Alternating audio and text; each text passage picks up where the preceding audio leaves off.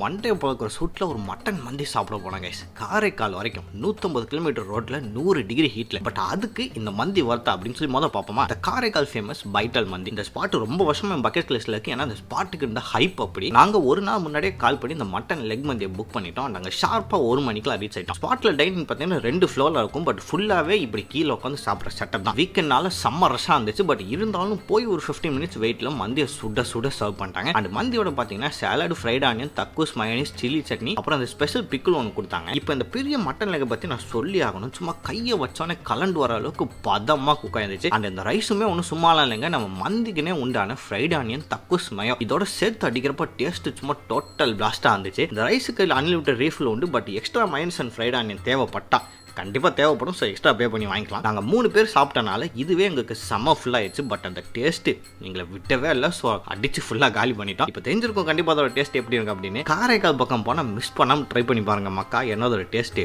பக்கா.